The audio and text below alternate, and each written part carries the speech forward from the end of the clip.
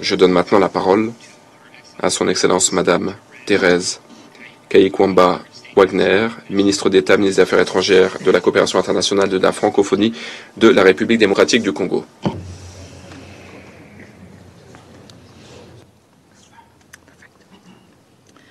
Monsieur le Président,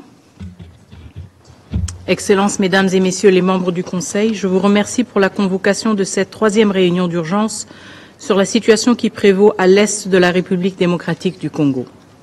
Je remercie la représentante spéciale du secrétaire général, Madame Bintou Keïta, ainsi que l'envoyé spécial du secrétaire général pour la région des Grands Lacs, Monsieur Chia Huang, pour leurs exposés respectifs. Je salue également la présence des représentants permanents des différents pays de la région des Grands Lacs, ici présents. Le Rwanda prépare un carnage à ciel ouvert avec une brutalité qui rappelle les heures les plus sombres de notre histoire. Le 26 janvier, j'avais prévenu. Aujourd'hui, ces mots sont réalité. En 48 heures seulement, plus de 4000 morts à Goma, des hommes et des femmes abattus, des enfants témoins d'exécutions sommaires, tués sans distinction ou exécutés avec une précision glaçante, comme le chef coutumier de Kiziba, abattu avec son épouse et ses 3 enfants le 11 février, comme l'artiste Delka Idengo, assassiné le 13 février pour imposer le silence. Et ce que nous ne savons n'est qu'une infime partie de l'horreur qui nous parvient. Mais l'horreur ne s'arrête pas aux exécutions. À Goma, la vie est suspendue, prise en otage par la guerre. Plus de 4500 blessés ont afflué vers des hôpitaux débordés. 500 corps ont été retrouvés calcinés dans la prison de Munzenze après des exécutions en masse. Chaque jour, la Croix-Rouge et le CICR ramassent des cadavres dans les rues, tandis que les morgues dépassent leurs capacités. Dans des camps de fortune, les cas de Mpox, choléra et rougeole se propagent, menaçant des milliers de déplacés sans accès à l'eau potable. Ceux qui survivent risquent de mourir autrement, sans aide, sans soins, sans évacuation. Les humanitaires sont pris pour cible, l'accès aux sinistrés bloqué. Voilà ce qui se passe quand un groupe terroriste prend le contrôle d'une ville et impose son administration criminelle sous le regard de ce Conseil. Ce Conseil qui observe, ce Conseil qui condamne, mais ce Conseil qui n'agit pas. Et maintenant, Bukavu. Même scénario. Pillage, hôpitaux détruits, routes coupées. Une guerre qui tue aussi par la faim et la privation des soins. Mais là encore, ce n'est pas suffisant pour ceux qui mènent cette campagne de terreur. À la privation s'ajoute l'exécution. À l'effondrement humanitaire s'ajoute la barbarie. Hier, le 18 février, le Haut Commissariat aux droits de l'homme a rapporté que des exécutions d'enfants auraient été perpétrées par la coalition RDF M23. Oui, des enfants, abattus comme des cibles. Que reste-t-il de l'humanité lorsque même les plus jeunes, les plus innocents sont exécutés? Monsieur le Président, nous avons entendu cette formule devenue un refrain commode des solutions africaines pour des problèmes africains, mais qui ose encore s'en servir aujourd'hui comme prétexte à l'inaction. La communauté de développement de l'Afrique australe, SADC, et la communauté économique des États d'Afrique centrale, CEAC, ont unanimement condamné la présence rwandaise sur notre sol. Ce fait n'est plus contesté. 2 sous-régions, la SADC et l'EAC, ont tenu des réunions conjointes pour adopter des mesures urgentes, y compris un cessez-le-feu. Quant à l'Union africaine, son Conseil de paix et de sécurité, réuni au niveau des chefs d'État le 14 février, a appelé au retrait immédiat de toutes les forces étrangères non invitées de la RDC. En d'autres termes, le Rwanda. Le Rwanda et le M23 ont répondu et continuent de répondre par la violence, par la terreur. Face à l'aggravation rapide de la situation, de nombreux acteurs ont réagi en faisant ce qu'ils savent faire de mieux. Documenter les violations des droits de l'homme, ouvrir la voie à des poursuites pénales, poser des actes forts, mais essentiellement réactif. Nous saluons la récente décision du Conseil des droits de l'homme de l'ONU d'ouvrir une enquête sur les exactions dans l'Est de la RDC, ainsi que l'appel de la CPI à recueillir des éléments de preuve sur ces crimes pour traduire les responsables en justice. Nous appuyons également la résolution du Parlement européen demandant la suspension de l'accord sur les matières premières entre l'Union européenne et le Rwanda, signé en février 2024, alors que Kigali armait le M23. Mais ce Conseil, toujours inactif, est le seul capable d'empêcher de nouveaux massacres et l'expansion de l'occupation. Il lui revient d'adopter des mesures robustes qui non seulement arrêtent les violences perpétrées par les troupes rwandaises et leurs supplétifs du M23, mais aussi mettent un coup d'arrêt au soutien d'un État membre de l'ONU à un groupe terroriste cherchant à renverser un gouvernement légitime et démocratiquement élu. Ce conflit ne se limite pas aux violences militaires, au pillage de nos ressources ou au déplacement, dépeuplement de nos territoires. C'est un projet politique porté par le Rwanda à travers le M23 et l'AFC visant à renverser notre régime par la force. Mais la République démocratique du Congo a fait le choix de la démocratie. Une démocratie en construction, certes, mais la nôtre. Nous avons choisi la liberté sous un régime civil et non la soumission aux armes. Nul ne peut nous arracher ce choix, surtout pas un régime qui, depuis 3 décennies, s'efface derrière un homme qui confond l'État avec son pouvoir personnel. Ce contraste est saisissant. D'un côté, un peuple qui bâtit son avenir sur la volonté populaire, de l'autre, un régime qui ne survit que par la force, l'intimidation et la répression. Aujourd'hui, ce modèle de gouvernance par la peur tente de s'imposer chez nous. Ce n'est pas seulement une guerre pour un territoire, mais une guerre contre notre choix souverain d'un avenir différent. Le M23 et ses soutiens rwandais cherchent à imposer par les armes ce que les urnes ont rejeté. Mais le peuple congolais dit non. Un peuple dont l'âge moyen est de moins de 25 ans, un peuple marqué par la guerre et les promesses ajournées, mais qui refuse la loi des armes. Il veut choisir ses dirigeants dans les urnes et non sous la menace des canons. Il refuse d'être la génération sacrifiée d'une violence imposée de l'extérieur. Monsieur le Président, ce Conseil doit intervenir.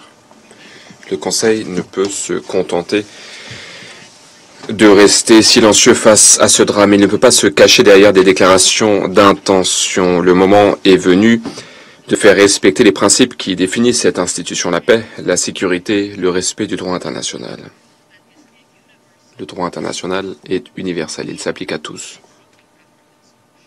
Même s'il faut aspirer à des solutions africaines, on ne peut pas rester les bras croisés lorsque des civils sont tués. Ce n'est pas la solution, et c'est en tout cas pas une solution africaine. Nous réitérons qu'il y a urgence à prendre des mesures. Nous exigeons une action immédiate. Le Conseil de sécurité doit tout d'abord exiger que le Rwanda cesse les hostilités. Il faut exiger le retrait des troupes rwandaises du territoire de la RDC. Ces forces ont foulé aux pieds le droit international, entraînant dans leur sillage la mort, la dévastation. Elles ont violé notre souveraineté. Leur retrait n'est pas négociable. Ce retrait est impératif. Deuxièmement, le Conseil de sécurité doit imposer des sanctions ciblées, notamment des gels d'avoirs, des interdictions de voyager pour la structure de commandement des forces de défense rwandaises, ainsi que les décideurs politiques qui sont responsables de cette agression, y compris ceux qui prétendent ne pas savoir où se trouvent leurs propres troupes. Il y a des milliers de soldats rwandais qui dirigent les opérations du M23 dans notre pays, alors que le président du Rwanda se contente de nier et d'affirmer « je ne sais pas ». Mais vous, les membres du Conseil, vous savez, nous savons tous, les survivants qui ont dû enterrer 4000 corps à Goma savent, et à Goma, ces tombes portent un témoignage. Troisièmement, le Conseil de sécurité doit imposer une interdiction totale sur l'exportation de tous les minerais depuis le Rwanda, notamment le coltan et l'or, pour mettre un terme au pillage de nos ressources. La RDC a pris des mesures. Un certain nombre de sites miniers ont été identifiés, notamment à Rubaya, car depuis ces sites, le Rwanda exporte de façon illégale tous les mois 150 tonnes de coltan. Mais ces mesures ne sont pas suffisantes. Tant que le Rwanda pourra piller nos ressources en toute impunité, cette guerre continuera. Quatrièmement, le Conseil de sécurité doit immédiatement révoquer le statut du Rwanda en tant que pays fournisseur de contingents pour les missions de maintien de la paix des Nations Unies. Un pays qui assiège les bases de la MONUSCO, qui cible les avions de la mission, qui lance des attaques meurtrières contre les casques bleus, qui par la suite utilise le rapatriement de casques bleus décédés en tant qu'outil de négociation, ce pays a foulé aux pieds les principes du maintien de la paix. C'est une contradiction qui sape la crédibilité même des Nations Unies. Le statut du Rwanda doit donc être révoqué sans délai. Cinquièmement, le Conseil de sécurité doit imposer un mécanisme de notification et de signalement pour toute vente ou tout transfert d'armes vers le Rwanda. Toutes les cargaisons d'armes en direction de Kigali doivent être déclarées. Il est inacceptable que ces armes continuent d'atteindre ces groupes qui sont responsables de massacres et de déstabilisation régionale. Le Président, 3 réunions en moins d'un mois. Aujourd'hui, vous avez tous condamné le Rwanda dans vos discours. Je m'excuse. Tous, sauf les A3, à savoir l'Algérie, la Somalie et la Sierra Leone. Mais il n'y a toujours pas de résolution. Le temps des compromis interminables est révolu. Il est temps d'agir. La République démocratique du Congo exige un vote public dans les plus brefs délais sur une résolution qui dénonce clairement l'occupation du Rwanda et qui exige le retrait de ses troupes. Une résolution qui défend la Charte des Nations Unies. Assez de prétextes, assez de relativisme culturel derrière lequel se cache un attentisme aux conséquences tragiques. Que chacun assume sa position au grand jour. Monsieur le Président, Excellences, Mesdames et Messieurs les membres du Conseil, il est temps de voter. Je vous remercie. Monsieur le Président, Mesdames et Messieurs les membres du Conseil, depuis des mois, nous écoutons le Rwanda tenter de justifier l'injustifiable. Justifier son agression répétée, sa guerre d'occupation et le pillage de nos ressources. Aujourd'hui encore, nous avons entendu le représentant rwandais essayer de légitimer non seulement les attaques du Rwanda contre la République démocratique du Congo et son peuple, mais aussi ses attaques contre l'architecture juridique même de cette organisation. Nous avons écouté le Rwanda chercher à légitimer sa guerre après le déplacement de millions de civils, après le pillage de nos ressources par centaines de tonnes et même après l'assassinat de dizaines de casques bleus et de soldats de la paix africains. Je rappelle à ce Conseil que hier, le haut-commissaire aux droits de l'homme a documenté des exécutions sommaires d'enfants par la coalition RDF M23 à Bukavu. Monsieur le Président, Mesdames et Messieurs les membres du Conseil, tenter de justifier l'exécution d'enfants est si abject et ignoble que cela ne recevra aucune réponse de ma part aujourd'hui. Monsieur le représentant permanent du Rwanda, vous avez déjà perdu le combat de la vérité. Merci. Merci, Monsieur le Président. Merci, Madame Keïta et Monsieur Hwangsha pour vos exposés et pour votre rôle de chef de file. Les États-Unis soutiennent pleinement la MONUSCO et tout le personnel de l'ONU qui appuie les ripostes pacifiques et humanitaires face à la crise dans l'est de la RDC. Monsieur le Président, Mesdames et Messieurs les membres du Conseil, combien de fois devons-nous nous réunir pour discuter de ces cycles prévisibles de violence? Depuis des mois, nous avons constamment vu le M23 et le Rwanda ignorer les cessez-le-feu, conquérir des territoires sous des faux prétextes et nier qu'ils avaient l'intention d'aller plus loin. Tout cela pour reprendre ce cycle. Nous avons vu le M23 semer le chaos et les violences contre les civils dans les rues de Masisi, Goma et maintenant Bukavu. Tout cela sous couvert de libération ou de rétablissement de l'ordre. Les États-Unis condamnent fermement la prise de l'aéroport de Kavumu et de la ville de Bukavu par le M23 et les forces rwandaises. Nous continuons à pleinement soutenir le peuple congolais et la souveraineté et l'intégrité territoriale de leur pays. Une fois de plus, nous exhortons le M23 à mettre un terme immédiatement à son offensive et à se retirer de tous les territoires dont il a pris le contrôle. Nous exhortons le Rwanda à cesser de soutenir le M23, à retirer immédiatement ses forces de la RDC et à demander des comptes aux auteurs des violations et des atteintes aux droits humains. Nous avons maintenant des rapports confirmés du HCDH d'exécution sommaire d'enfants par le M23 à Bukavu, parmi d'autres graves violations des droits humains. Nous condamnons ces atteintes pour lesquelles il ne saurait y avoir d'impunité. Nous avons observé avec préoccupation les manifestations de lundi aux bases de la MONUSCO à Goma. Nous restons extrêmement préoccupés de rapports fiables selon lesquels le M23, avec l'appui du Rwanda, orchestre ces manifestations qui, par le passé, ont tué des soldats de la paix et des civils. Nous condamnons toutes les actions qui nuisent aux soldats de la paix de l'ONU et qui entravent le mandat de la MONUSCO de protection des civils, qui est absolument essentiel en ce moment dans l'est de la RDC. Le M23 doit immédiatement cesser ses menaces d'hostilité contre la MONUSCO, doit rouvrir l'aéroport de Goma et garantir la pleine liberté de déplacement de la MONUSCO, notamment au poste de frontière. Au vu du soutien du Rwanda aux hostilités du M23 contre la MONUSCO, nous répétons que l'ONU doit immédiatement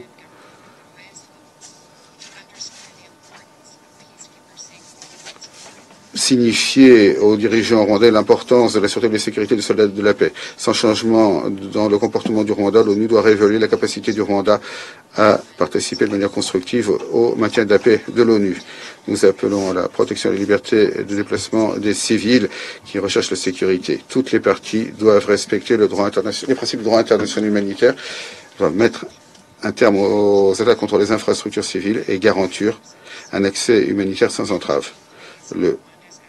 Les actions du M23 du Rwanda ont également créé des espaces permettant à d'autres groupes armés de mener leurs propres assauts de violence contre les civils congolais. Nous condamnons les dernières attaques atroces menées par la Codeco.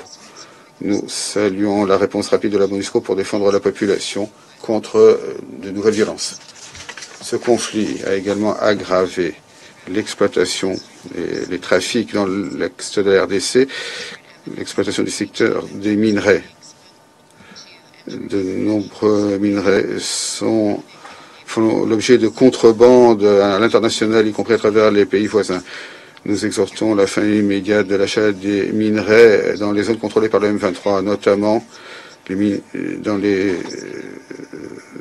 régions que le gouvernement de la RDC a qualifié de zone rouge. Il est plus que temps que le Conseil de l'ONU et la communauté internationale fassent preuve d'une réponse ferme et sans ambiguïté face aux agissements du M23 du Rwanda qui mettent à mal les perspectives de la paix et qui rapprochent la région d'une guerre généralisée. Nous appuyons pleinement l'appel du Conseil de paix et de sécurité de l'Union africaine en faveur de la reprise immédiate des négociations et du dialogue avec tous les États et toutes les parties non étatiques, militaires comme non militaires, y compris le M23, dans le cadre des processus de Luanda et de Nairobi.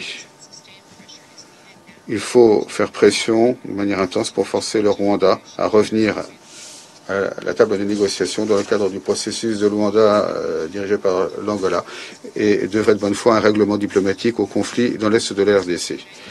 Les États-Unis sont préparés à œuvrer avec les membres du Conseil à des sanctions au comité 1533. Nous exhortons les membres du Conseil à agir de toute urgence. De plus, nous restons prêts à utiliser tous les outils à notre disposition pour demander des comptes aux responsables de la pérennisation des conflits armés, de la sécurité et de la stabilité en RDC. Je vous remercie. La parole est à l'Angola. Mr. President, thank you. Monsieur le Président, merci de nous donner la parole. Monsieur le Président, Mesdames et Messieurs les membres du Conseil de sécurité, nous saluons la présence de son Excellence Thérèse Kaykwamba Wagner, ministre d'État, ministre des Affaires étrangères, de la coopération internationale et de la francophonie de la RDC.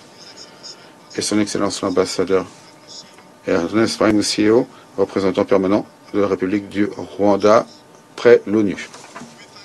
Nous remercions Madame Bintou Keïta, représentante spéciale du secrétaire général en RDC et chef de la MONUSCO,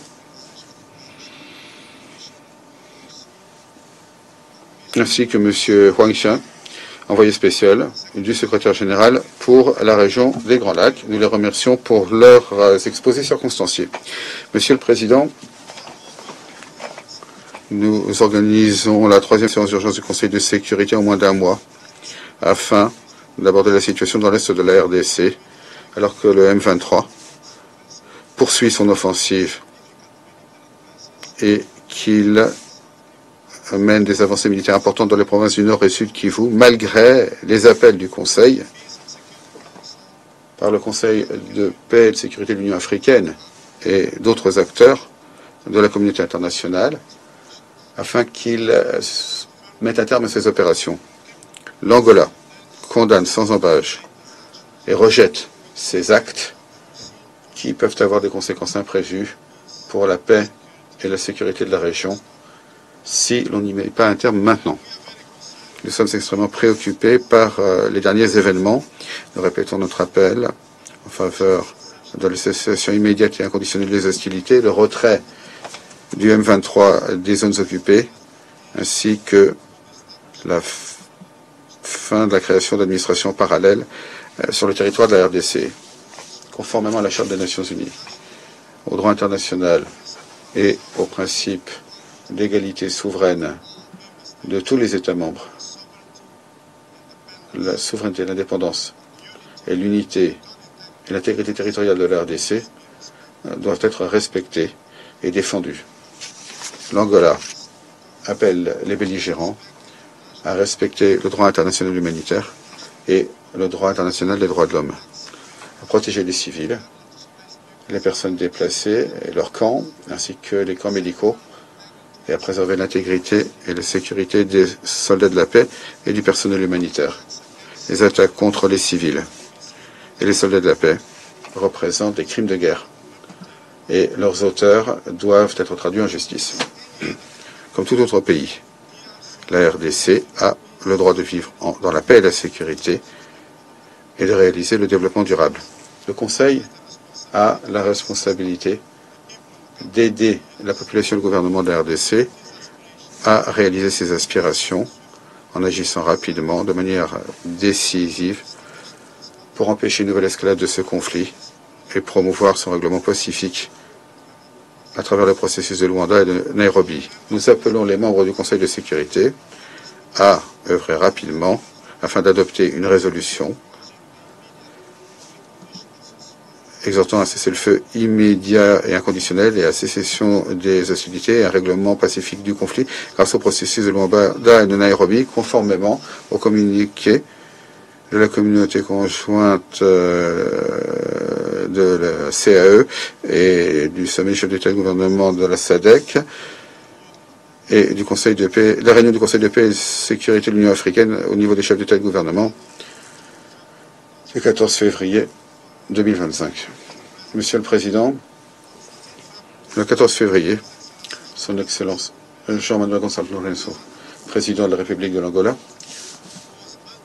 qui a reçu mandat de l'Union africaine en tant que président de la CIRGL d'assurer des efforts de médiation dans la crise entre la RDC et le Rwanda, a présenté un rapport au Conseil de paix et de sécurité de l'Union africaine exposant ses efforts visant à parvenir à la paix dans ce conflit qui n'a que trop duré. Il a souligné que les progrès réalisés dans le cadre du processus de Luanda doivent être préservés et défendus. Ces progrès incluent la déclaration d'un cessez-le-feu le 4 août 2024, l'adoption d'un plan harmonisé pour la neutralisation des FDLR et du désengagement des forces, la levée des mesures de défense et de sécurité par le Rwanda, l'adoption d'un concept d'opération et l'opérationnalisation du mécanisme de vérification renforcée ad hoc. Veuillez noter que la seule question en suspens, pour finaliser et consolider le projet d'accord de paix proposé par le médiateur, c'est les divergences concernant le règlement de la question liée au M23 qui relève du processus de Nairobi. Il est important de souligner que la question du M23 ne fait pas objectivement directement partie du mandat du processus de Luanda, car On a toujours compris que les questions liées aux différents groupes armés présents en RDC doivent être abordées dans le cadre du processus de Nairobi. Son Excellence João Manuel Gonçalves Lourenço n'a cessé de le répéter. Le conflit et les problèmes sécuritaires dans l'est de la RDC ne sauraient avoir de solution militaire. Il a exhorté les parties à revenir à la table des négociations immédiatement. Il poursuit ses efforts diplomatiques pour la paix et la stabilité en RDC, à présent dans son nouveau rôle comme président de l'Union africaine depuis le 15 février 2025. En marche, la réunion du Conseil de paix et de sécurité à Addis Abeba le 14 février, il a rencontré son Excellence Paul Kagame, président de la République du Rwanda. Et hier, à Luanda, en Angola, il a accueilli son Excellence Félix Tshisekedi, président de la République démocratique du Congo, afin de discuter de la suite des événements. Nous appelons la communauté internationale et le Conseil de sécurité à continuer à appuyer les initiatives de la région pour renforcer la coordination, l'harmonisation et la complémentarité entre les processus de Luanda et de Nairobi afin de promouvoir des solutions africaines aux problèmes africains. Monsieur le Président, une désescalade rapide et inconditionnelle du conflit et un véritable renouvellement des engagements des parties afin d'envisager les moyens de surmonter les problèmes sont essentiels pour créer un environnement politique propice à une solution pacifique dans le cadre du processus de Luanda et de Nairobi. Nous encourageons toutes les parties à éviter toute mesure ou discours qui pourrait encore mener à une escalade des tensions, y compris des déclarations provocatrices ou des déclarations publiques incendiaires, car elles sont contre-productives pour ce qui est des efforts diplomatiques permettant de parvenir à une solution diplomatique à ce conflit qui dure depuis si longtemps. Comme son Excellence, le président João Manuel Gonçalves Lourenço l'a dit, lors de la réunion du Conseil des paix et de sécurité de l'Union africaine, je cite, la poursuite des efforts de paix dans l'est de la RDC n'ont de sens que si les parties travaillent sérieusement et si elles tiennent leurs engagements afin que l'on ne perd pas de temps et d'énergie pour des mesures prises pour rétablir la paix dans ce pays frère attaqué. Fin de citation. Je vous remercie de votre attention. Okay. Top Chronique TV, c'est votre chaîne sur YouTube. Abonnez-vous.